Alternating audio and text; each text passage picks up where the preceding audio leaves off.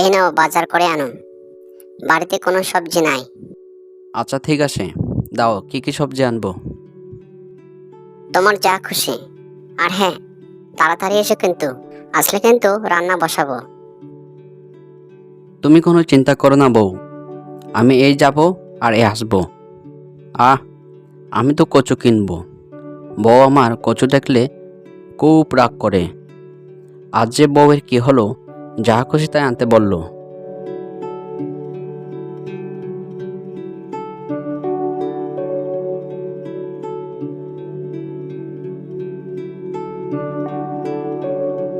বাঘ মামা, একটা বড় দেখে কচু দাও তো। কি গো শিয়াল, সেই কখন থেকে দেখছি বাজারের এই মাথা থেকে ওই মাথা ঘুরে বেড়াচ্ছ। আসলে আমি বাজারের সব থেকে বড় কচুটা খুঁজতেছি। কচু ছাড়া যে আমার ভাত খেতে ইচ্ছে করে না। এই নাও কচু। আর কত কচু খাবে ভাই? আরে মানুষ কেনে মাছ মাংস, আর তুমি শুধু কচু কেন? বউ কিছু বলে না? প্রতিদিন এত কচু কিনে কি করো? সেই কথা আর বলতে, জানি না আজ কচু দেখে বউ আমাকে কেমন ঝাড়ে। হে হে হে হে। জানি না আজ আমার কপালে কি আছে। হে ভগবান, তুমি এই যাত্রায় আমাকে বউয়ের হাত থেকে বাঁচিয়ে দিও। বউ, আরে ও বউ, আরে কোথায় গেলে শুনি? কি হয়েছে তা কি? গাদার মতো চেঁচাচ্ছ কেন? পোড়ামুখো শিয়াল, আবার কচু এনেছো? তোমার এই কচু আজ আমি ঝেঁটিয়ে পার করব। আরে আরে থামো বউ, এ আজকের মতো মাফ করে দাও। আমি আর জীবনে কচু কিনবো না। তোমরা কে নিয়ে মারামারি করছো শুনি? বাড়িতে তো আর দাঁড়াতে পারলাম না। দেখো না ভাই, এ পোড়ামুখো শিয়াল রোজ রোজ বাজার থেকে কচু কিনে আনে। রোজ রোজ কি আর কচু খেতে ভালো লাগে বলো? কচু আমার খুব পছন্দ, তা আমি কি করব? কথায় আসে কেউ কিছু পছন্দ করলে তাকে সে তা দিতে হয়। তো বারে বারে দিতে হয়, তাই না? এই তোমরা থামো। বলি ভাবি, তোমার স্বামী যখন এতই কচু পছন্দ করে, তবে একটা কচুর ক্ষেত বানিয়ে নাও না।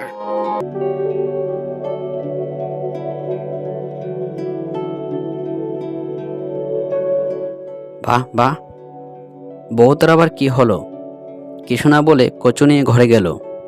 আসলে আমার স্বামী তার সাথে এমন করা ঠিক হয়নি। আমার উচিত ছিল স্বামীর পছন্দের দিকে নজর রাখা। আমাকে যে করে হোক স্বামী তার জন্য একটা কচুর ক্ষেত বানাতে হবে।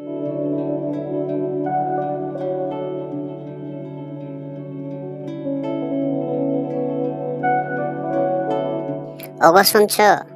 ওঠো, খেয়ে নাও, তোমার কচু রান্না হয়ে গেছে। আহা, কি স্বাদ! বউ মনে হয় আজ কচুটা অনেক ভালোবেসে রান্না করেছে। খুব স্বাদ হয়েছে। ঢং বাদ দিয়ে তাড়াতাড়ি খেয়ে নাও তো দেখি। আমি মনে মনে ভেবেছি তোমার জন্য একটা কচু ক্ষেত করব। তাহলে তো আমার অনেক দিনের আশা এবার পূরণ হবে। সারাদিন ভাত না খেয়ে কচুই খাবো। এ হে হে হে।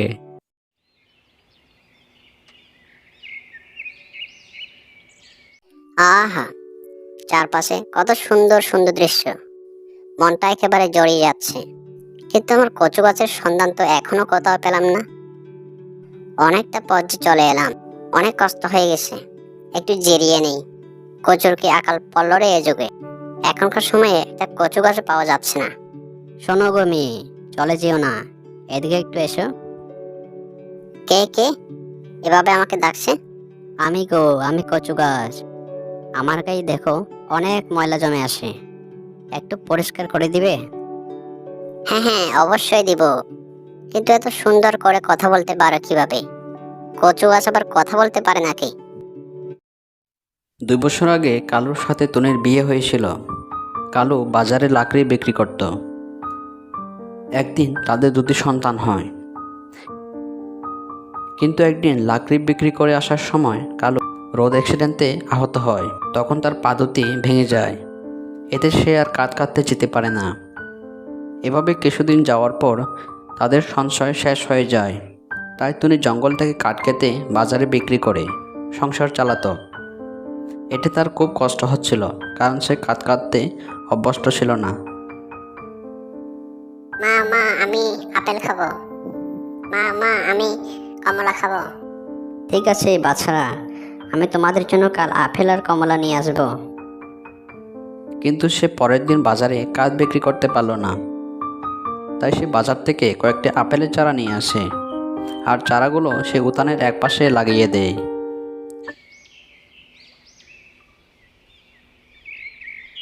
একদিন প্রচুর ঝড় বৃষ্টি শুরু হয়।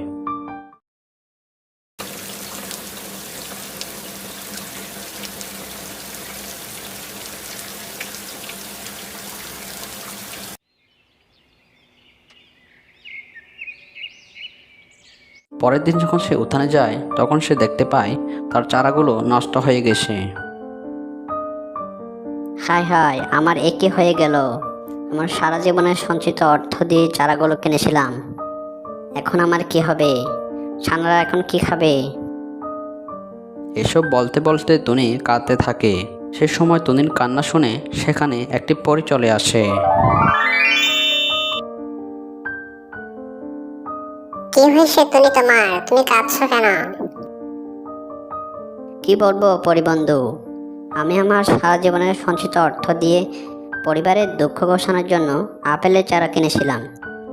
সেগুলো সব বৃষ্টিতে নষ্ট হয়ে গেছে। এখন আমার সন্তানদের কি হবে?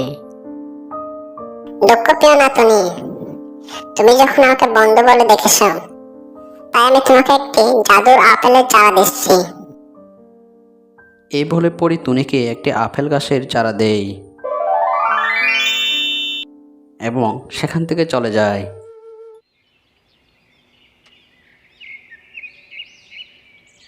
পরের দিন টুনি ঘুম থেকে উঠে দেখে আপেলের চারাটি অনেক বড় হয়ে গেছে আর অনেকগুলো আপেল ধরেছে।